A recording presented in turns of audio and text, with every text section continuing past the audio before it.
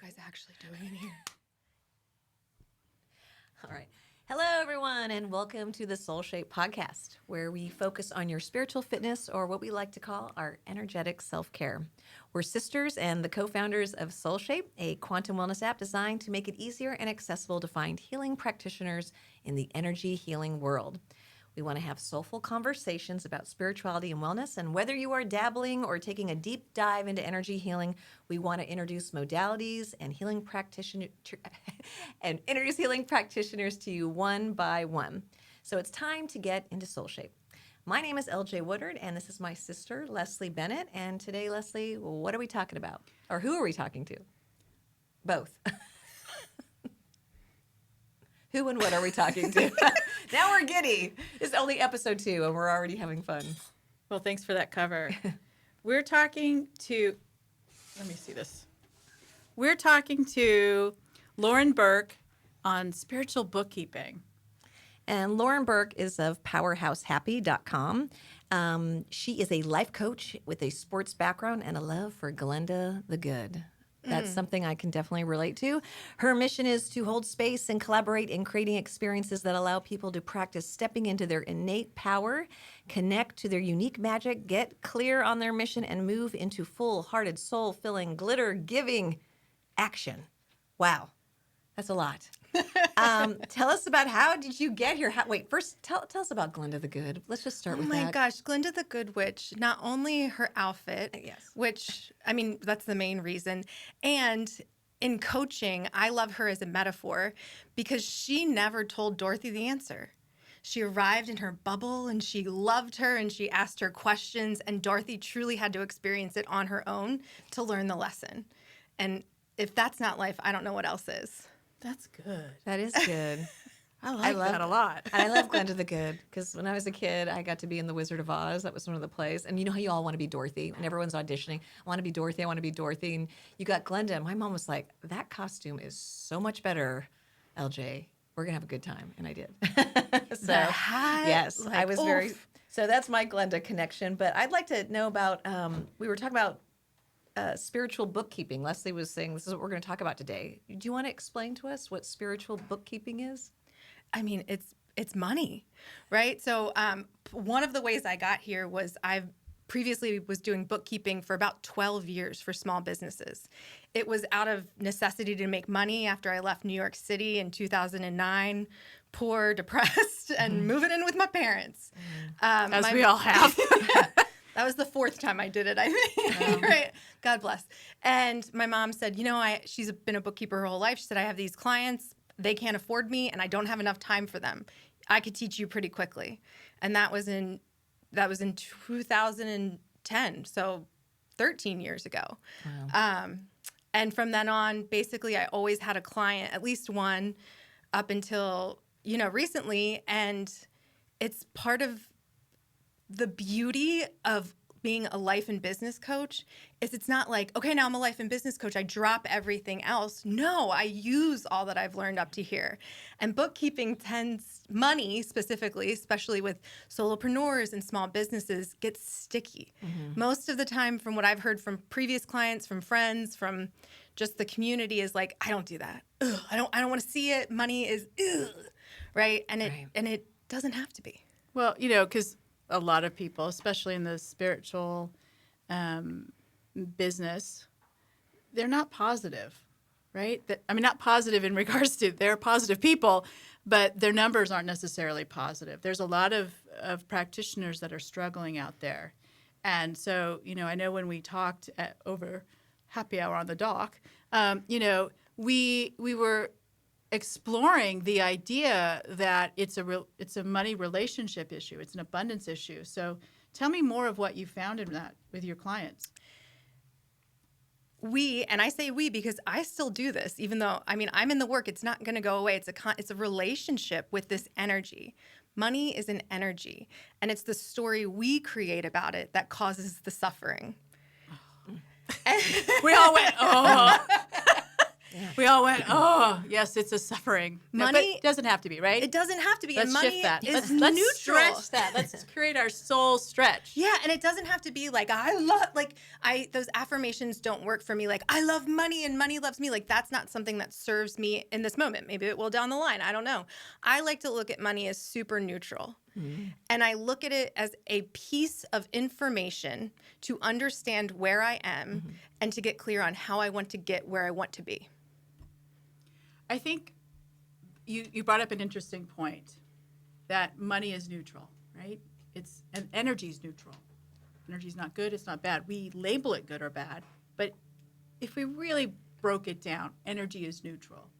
And if you could create that relationship as neutral, I think that frees people, right? It expands people. It allows them to come in with a new perspective. And sometimes that's just the soul stretch you need to build and expand. And I'm a little bit at loss at words because I'm so kind of excited and giddy about this idea and this conversation that we started, but we said, save it for the podcast a few days ago. While sitting out in the sun and having a drink and overlooking the water. It was a delight. Yeah. It's important to mention that. All right. So we're sharing our self-indulgent. That's great. It was so lovely, too, because you're talking about money. We all want to make money, and money provides so much for us, and we want to live in this world of abundance. And as you say, or we all know it, it's like, why is it something that's, what was the word you said, sticky or icky? What did you say? It's both those things. And I, particularly with spiritual entrepreneurs and people in this realm, in the little bit more woo, or even I see it a lot with women specifically, like it's bad for us to want money because money oftentimes appears to people in this world, and to me for a very long time, is inherently evil.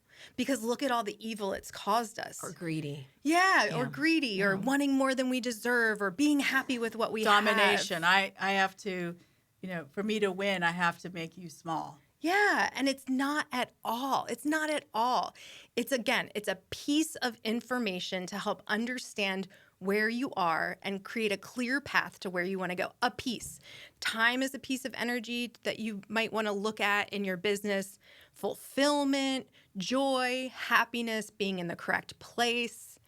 I like to compare it to so imagine you were applying to a college and somebody said, will you help me apply to a college? And the only question you said was, well, do they have your major? Yes, they do. Okay, that's your college then. That's crazy. Yeah. There's so many other things to mention about that. Where is it? Are there people there that you connected with? Did you feel happy there? Was it in a, there's so much information to add to that. Well, I have to buy winter clothes. Yes. And some people like that. I am not one of them. No, you know what I did? I actually wanted to, because I lived in San Diego when I grew up, I wanted to try Four Seasons because I had no idea what that was like. Well, that didn't last. Yeah, it gets rough. You were such a Boston girl for a while, too. You really embraced it. I did. Talk about big shift. I mean, Boston's colder than... We're originally from Southern California. But I also liked U.S. history. And what, other than Philadelphia, perhaps, Boston had a lot of the stuff that I loved about U.S. history, right? The Paul Revere, all these buildings are right there. That's where those people walked. Boston Tea Party. That helped build this country. And I don't get that in San Diego. So that, to me, was also part of the appeal. But keep going. We're talking about spiritual bookkeeping. So it wasn't just the major, right? You were like, oh, this is so cool that I actually get to live in the experience of history. It was sort of for a guy, too. Look, another thing. Listen, relationships are a great way.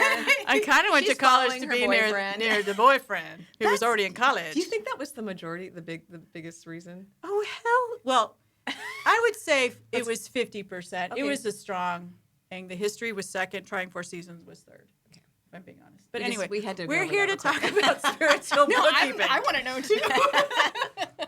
Well, then he went off to Cornell, but... Oh, he was like... I was alone in Boston with all those good-looking college students. But anyway, my love life is not the topic today. It could be. It could be. Let's explore Leslie's love life. But it's just a part of it, right? Yeah. Money is a part of information, and it's a story we tell about it, the lack of understanding of it, the lack of clarity on it, and the lack of time and focus spent with it, because that feels evil or like money is not to measure your worth. It's to measure part of a piece of information of your business. I like it as an energy exchange, right? You know, like if you do a service for me, I want to reward that with something, right? Yeah. And, It and feels right good. now It feels in good this to pay on this someone. Thank planet, you. it's money. That's the currency that we use to exchange one thing for another, right? It's illusion, right? Someone made it up, you know, eons ago that we would use some sort of monetary exchange. But, you know, what if it was like I baked you cookies and you did something for me and then we did something, but that's not today's world, right? Right now it's money. Then that's just an energy exchange. You know, one thing I really liked when we talked was you brought up a client that was struggling with bookkeeping. Can you tell us that story? Which one? Oh. It's every client I've ever had. Is it the- It was someone I think who did spiritual work and she just didn't like bookkeeping, and you probed her for why. Oh, yes. Okay, I know which one now because I was like, there's two that came to mind. So Well, we could go to both, but she's an energetic healer. yeah. So we had conversations like, okay, how much are you charging? Well, everything's on special. Okay, why? Well, because I don't know. And we started talking about money. What was money like when you were growing up? Like, what did you notice? She had a relative who was very well off and was a jerk. And she thought that was due to money. And so she didn't want to be a jerk. So if she got a lot of money, then she would be a jerk too. Yeah. She was literally at battle with money. I mean, there's also an overarching thing about the state of the world and her perception of it, of good and bad and evil, right? And so we just acknowledged it. It didn't even take that much. I just said, "Oh wow, isn't that interesting?" She got to it herself. I just asked some questions. Wow. You were being Glenda. I was being Glenda. Yeah. And she said, "Oh my gosh, I'm at war with money." And her whole integrity for her is peace. I'm at war with this energy that is actually quite neutral, and I'm causing all of the suffering around it, all of the like hurt and pain around it. And listen, it wasn't like, and then she was totally fine. Yeah. And like, that's not how it works. Let's just stop the battle. It's a relationship. It's a relationship. And in order to work on that relationship, it takes acknowledging the story that you've created about it, healing that part of yourself, and then moving up the next step is going to show up again in a different way. And then you just do the process all over again. Yeah, and being excited about it. Just really, it also says the energetic exchange becomes completely different. You're excited. The energy's there. It's just. You went a totally different way than I was going to go. I was going to say, because having Yes, go gone ahead. through not necessarily the money one, but sometimes the spiritual journey feels like an onion, right? Oh. And you have to peel it away. But I like your way. You know? I might have skipped a few steps because I was, too Sunshine Sally, because I am a fairly, look at me, I'm like putting myself to When did you positive. create that nickname? Sunshine Sally? Oh, I say it to myself all the time. Okay, sorry to be, and I apologize for it. Sorry to be so Sunshine Sally. Everyone's like, oh, we got delayed 2 hours. Oh my God, but look at this great terminal. They just remodeled it. These chairs are great. And it's like sometimes, yeah, that's my, I right. call it a good thing. Okay, But so you could be Sunshine Sally, or you could be eating an onion onions like peeler. me. An onion peeler. There you go. the onion peeler or Sunshine Sally, but You can go, it's going to be both, right? Yeah. Both and. Yeah. And so Sunshine Sally way, what would it feel like to take money on a date with you? What would it feel like to take bookkeeping and go to your favorite coffee shop and get your favorite drink and think like, oh, it's me and money's date now. I'm going to see where I've invested this piece of information, this piece of energy. I'm going to see how it returned to me. see, once money starts to arrive, I just know that it's always going to come. It always actually already has. I know things comes and goes, but when you make money, it continues.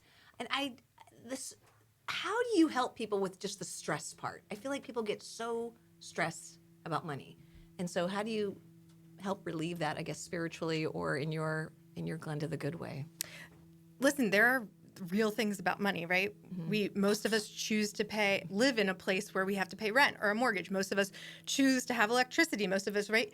There's a life where you don't need to choose that. And most of the people I work with do choose that, as do I.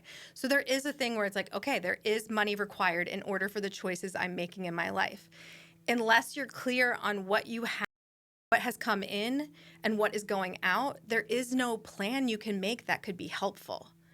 So creating a plan, what do you need? Not necessarily a budget, but like how much are all my must expenses? Okay, am I covering those? No. How do I adjust that? Do I get a part-time job? Do I offer more services? Do I reach out to my community? Like there's millions of ways to have money coming in, especially now. My goodness. And so until you're clear though on what is required, it's much harder to make a plan. I always say that clarity creates the paving stones for a path forward. You can go forward. Wait, let's say that one more time. That was really delicious. Clarity creates paving stones for a path forward. You can go forward without bookkeeping. There's a way to move forward. Absolutely. It's, I assert, much more challenging. Probably a lot more resistance headed your way. Instead of just to get upfront, see where you want to go, and then create the path that way. Wow. Money is so spiritual, or it can be.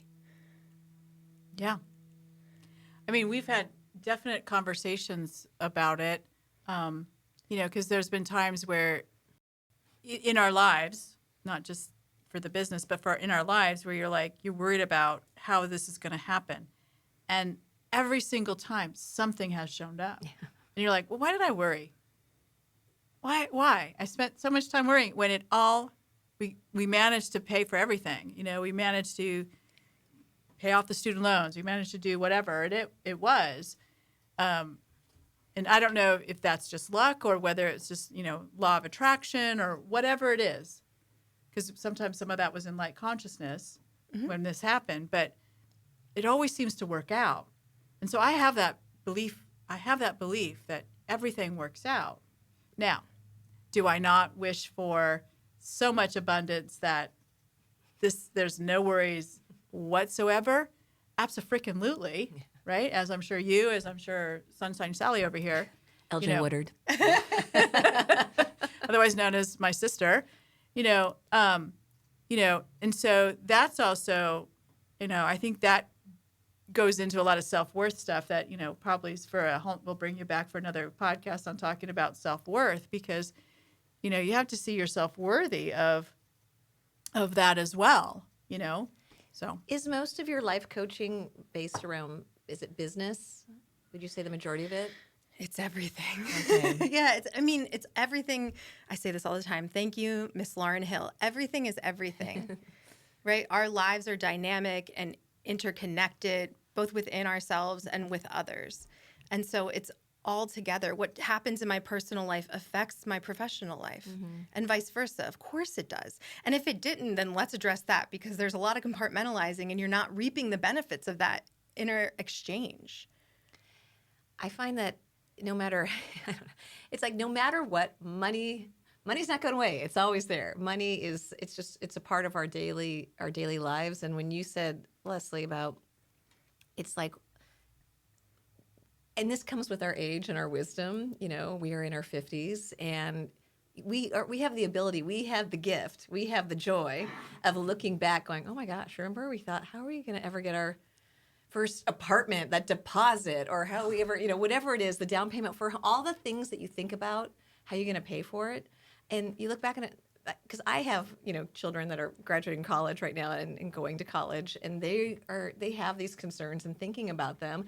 And it's like, I've been there. I've done it. Yes, family has helped out over the years. We've gotten jobs. You guys, I'm telling the world right now, all of you, you're going to be okay if you have that energy that it's coming your way. Because you're a talented, gifted, if you're a positive person. I mean, that's why I think it's like when someone's like, well, I'm not on your level, Sunshine Sally, finding a life coach like yourself would probably serve them very well. Yeah, I mean, I have a coach for the same reason. And the other thing, and if you're like, I'm not there, I'm not ready to hire a coach, that's okay too. What I would suggest, what I would offer as a tool is to be mindful of your language, particularly around abundance and problem solving. So I learned this from my teacher, Suzanne Conrad, who's founded Lightyear Leadership. But is in dead end and is a bridge, right? So it's like, oh, I want this apartment. I love it. The down or the whatever initial cost is this, but I don't have that. Okay, no solution, no path forward. Full you stop. are done. Full stop. I love this apartment. I feel as if I'm meant to be here, and my finances don't support it right now. Okay. well, let's start problem solving. Let's start imagining solutions. Let's ask people for their insight Let's too. create the energy shift too. Yeah. Because if, I think too, one of the things that you can also do, and so that's the practical, right? Let's problem solve it. But I think it's also the energetic. Put yourself in and sort of create an energetic signature on the apartment so no one else can take it. No, is my thought. It's mine. It's mine. So like imagine yourself, meditate yourself, and so that you create an energetic signature in relationship with that property. And then I think not only working it at the human, at practical level, but at the energetic level and doubling down, I think that also enhances it. So by what you said earlier, by saying, I don't have the expenses, I don't have this, I don't have that, untie those knots. That's all they are. I know they're knots. You don't advocate for your limitations, advocate for your possibilities is what I always say. Yeah. I like that. You say that Yeah, again, yeah, Leslie. say that That's again. a good one. No. Yes. Yes. No, say it again. I like it. All of a sudden when you say, you sound like a cool attorney. My sister, Leslie, has a background in law. So like this, if you were like a spiritual attorney, that's what the attorney would say. You know how this came up? I was learning past life regressions at Denise Lynn's house. And there was another lesson. Look her up, Denise Lynn. There was another girl named Leslie in the program. And I seemed to be able to resonate with Diane. And so after on a break, she came over to me and she was feeling down because she's like, I can't do this. And I'm not being able to follow. I'm not doing this. And I just sort of on a whim said, girl, you need to untie your knots. And that conversation sparked that idea because whenever I see myself, I can't do something, I stop and tie that knot and go, I'm not going to advocate for my limitations. I'm going to advocate for my possibilities. Yeah. Advocate for my possibilities. And then you're utilizing our brain's confirmation bias to your expansion. Yeah. And I used that to help build the app. Like, I'm a 50-plus-year-old woman. What business do I have in tech, right? How am I going to do this? I can't do this. You've always been tech savvy, Leslie, since you were a kid. But- She's the only one, who knows what a VCR is? She's the only one that knows still how to set the time. It was the flashing 12. Oh my gosh. At the tender age of 8 or 10, you fixed it. Everyone's house had flashing 12. No one had that. Am I right? You guys all know what I'm talking about? Yeah. So yes, you need to correct that. You've always had that skill. But still, this is a different technology. I know. Creating an app's kind of crazy. So crazy. I joined in. I was like, this sounds cool. I want to be part of it. So, I had to stop and go, I'm not going to advocate for my limitations. I'm going to advocate for my possibilities. And so I could see, as someone who's doing spiritual bookkeeping. Bookkeeping. We knew what you meant. Exactly. Thanks for that, Grace. I think it's a matter of advocating for the possibilities that my ledger sheet can go from red to green. Yeah. And not be so stuck. Yeah. And what you just did too is you expanded what was available to you. Yeah. I'm sinking in my chair. That's why I'm like, here. Oh, yeah. Let's fix you, Leslie. sorry, audience. No worries. I'm slowly going into the I basement. saw you. I was like, what does this look for? Where's she going? I don't know what's happening. Because I'm sinking. Okay, I'm back to normal. Okay, so where were we? Laura, get us back on track. Okay, so advocating for the possibilities, not closing and shutting down, oh, it's too much money, I can't do that. Or, I don't know, I have to think about it all because I'm also, I teach, youth theater. And so many times I have young kids coming up to me and saying, oh, I can't audition for that, or I'm not good enough, because they're young, they're learning. But I have this thing, it doesn't hurt to try. And when you try, then you're learning and you're preparing yourself. Or it's just like doing this podcast. I have never done a podcast before. And it's like once you do it, you're like, okay, I can do this. I can, you have to try it. You got to try the shoot or try the dress on. Sometimes you don't know what it's going to look like. I think there's a little bit, what do you call that? Is it called what is that? There's a word for that. I'm hearing self-confidence because when there is self-confidence, there's courage behind it. Yeah. It's really what it creates. All right, so I'm someone who has this sort of relationship with money, it's whatever, I'm stuck, right? So how does one get unstuck? Like, where can I get in touch with you? How do I get in touch with you? I was like, are we going to problem solve? Yeah. Oh, no. we could do that too. We could do that too. But I want people who, potentially healers that are already on our platform or those that are interested in our platform on the SoulShape app, it sounds like I think there's a workshop coming soon. Yes, yeah. Little soul bookkeeping workshop to get some of the ick off of money. Yeah. Let's wash our money. Yeah. It's not money laundering, Let's love our money. Let's love our energy. Spiritual laundering of money, so to speak. I do not understand money laundering, to be honest with you. I watched Ozark. It never made sense. So. Oh, really? That's a very stressful. That doesn't sound like any kind of joy in making that money. People are dying. About their books. I'm like, bookkeeping wise, how do they set this up?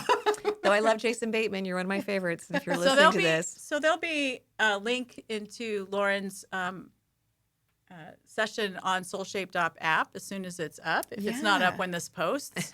So it's coming soon. And that's the beauty, which self-promotion right now, the SoulShape app, this is what I love. It's not, we love our oracles and our psychics and our intuitive guides and our energy healers, but life coaches, it's interesting that, we talk about energy healing world. I think when people think of a life coach, look at what I'm doing right now. I'm being Tony Robbins, right? Yeah. But I thought that was a slow jog. A slow jog. I know. I thought you were about to play a sport. I don't know. It's like I think people all coach. I think they think of, someone more in that realm. When you think of I don't think a lot of people would find that on the SoulShape app, but it's very intuitive and it's very energetic, and so.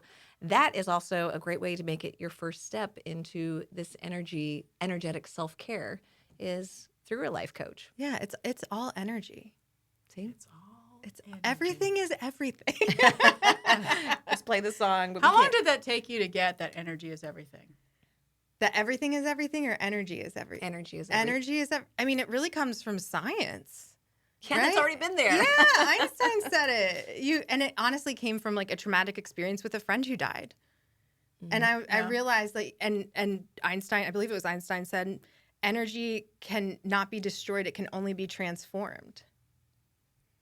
That's from Einstein, I think. It is. Or a scientist. It is. Some scientist out there, some scientist guy. So where do you want to go next? So where I want to go next, because as we're talking to Lauren, Powerhouse Happy, I kind of want to talk a little bit more about you as far as like, where did this name Powerhouse Happy? This is awfully cheerful, and I love it. But powerhousehappy.com. Tell me about the beginnings of that. I'm a pretty Sunshine Sally. Oh, you're as Sunshine well. Sally too. Yeah, High five it. Or shows the sound. My disposition tends to be pretty peppy, and it has been my whole life. So Powerhouse Happy actually came through work with with Light Year Leadership. There's a workshop called, I can't remember the name of it now. I was introduced to Cycles of Success by Suzanne Conrad, and I actually got to that name. That name was created by a person who's a client of mine now. But we were friends way back. This was like 8 or 9 years ago. And we did what is called in Cycles of Success, a depth and imagination. Mm. And I said, this is the intention for this. It was me, her, and a couple of my other friends on Zoom. And I said, this is like what I'm looking for. This is the feeling. I'm going to set a timer. I hear 7 minutes. Okay, set the timer. Everybody just threw out whatever came to, there's no, right? You just throw it all out and onto the field. And none of it was it. None of it was it. I was like, thank you so much. None of it was it. I talked about my mom and my aunt Robin, my mom who I love, and my aunt Robin who I love. They're crazy people in a great way. I'm sorry, we don't say that anymore. They are excitable, joyous. She's crazy, Aunt friends. Leslie. But it's a good word. And I said they love the song Brick House. And I just kind of set it off into the whim. And then I said, thank you all so much for a night. We hung The out. Commodore's Brick House? Yeah, it's their theme song. Oh, my gosh. And so I was like, what about something like Brick Power? And we were playing with that, and nothing came. Time was up. Thank you so much. Like, just trusting that it'll eventually come. Mm-hmm. And my friend called me not 2 minutes later and said, what about Powerhouse Happy? And I knew in my body, I said, that's it. Those are 3 great words all together. And I think they deeply describe me. What was the thing? Why did they do it on a time thing? Is it just like don't overthink it? Is it they put the time limit on it? Having boundaries is a really cool thing, an important thing for. There's a book called Essentialism, and it talks about how boundaries actually create space for freedom to explore. The example they use is there's a school, and the school is right along this busy road. And so at recess, the kids have to be able to touch the wall because the busy road is out there and it's dangerous. And so they spend their recess against this wall. And then somebody's like, let's build fences. So they put a boundary around it, which was far outside the wall and not into the traffic, right? And so now the kids could actually explore this space that a boundary had been created for. So time is a boundary for freedom to explore. Oh, wow. I like that. These are like cute little nuggets. I'm enjoying these little nuggets. We did get a number of nuggets. Some good nuggets. And I don't even know. I mean, as far as time, we forgot to set our timer. Are we good to okay. That's what I'm looking. Okay. We like to do, we want to play do a little soulful stretch. It's like we like to say it. It's more, and it's more than like a stretch. It's like from the soul. So from this conversation, or maybe, a little bit beyond, maybe from this day, is there anything that you soulfully stretched out today that you can share with us, Leslie, like from talking with Lauren right now? Like, is there a takeaway? I really want to go back to the beginning of the conversation with the explanation of Glenda the Good Witch. We like Glenda. And so my stretch came from thinking of that as, we have sages all through our lives, right? Those that just sort of point over there, look that way, or, find a new perspective. And so that's where I stretched my mind, or opened my mind a little bit more into being open that a simple shift, a simple one little nugget phrase, like someone coming up to you and saying, "You're beautiful today," when you don't feel very beautiful. You're just like, "Thank you." That's a sage moment, right? Because that shifted my disposition of that day. Or someone saying, I can think of one in the airport where I was talking to someone and her family was pressuring her to have children. And when she heard my story, I said, well, I told her my husband died. And they always ask that question, do you have children? And that's another conversation. But I shared with her, no. And she asked me, why not? And I said, well, I didn't want them. I wasn't meant to want them. I'm just that person. Or it's a choice. It's a choice. And I think simple. It was a sage moment for her that she didn't see coming. And so that's, for me, my soul stretch from this conversation. What about you, Lauren? Well, can I stretch off of that? Because, wow, stretch it. Here we go. That just gave Glenda a whole new meaning. I was always seeing it as like asking questions. There's a ton of advice givers out there. It feels so good from the ego to give advice. I know what you should do, right? I've said it. And I love choice. It's one of the things I love. And so now from that share, I can see how Glenda is actually somebody who invites people into their own choice. Yeah. Right. Right. And I'm in my head when you're saying that. Aren't you all right now going back to the movie when she first appears? And it's like, I'm sure there's a comedy like, bitch, why didn't you tell me from the beginning? But she didn't do that. She let her go through the journey and meet people and find her soul. What's it called? Your soul team, your soul. Yeah, her soul team is oh my God. Yes, to find her spiritual soul team. I mean, Oprah, she loves the Wizard of Oz. It's so many analogies, but the thing is like finding her soul team, and then she's becoming the teacher and the wise one and knows it all. I mean, it's such a beautiful story that never gets told, and we all can. It never gets old. And she chose that soul team too. She kept saying, yeah, we're all together. Let's choose to keep moving forward together. Let's keep moving forward together. She didn't have to. No. She could have said, peace out, Scarecrow. See you. Right.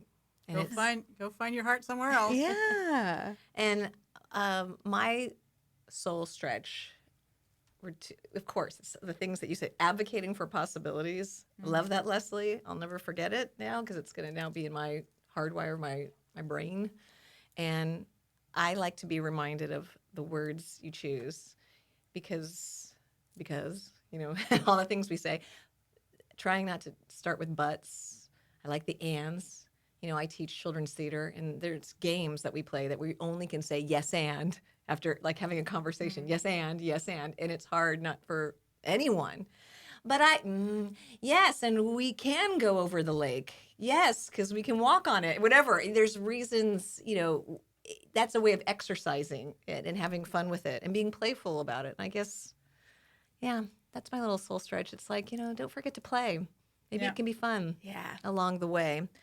Well, there we are. I love a timer. We get to wrap up this amazing episode with Lauren Burke, life coach, powerhouse, happy.com. Thank you so much. You'll find one of her services or workshops on the SoulShape.app.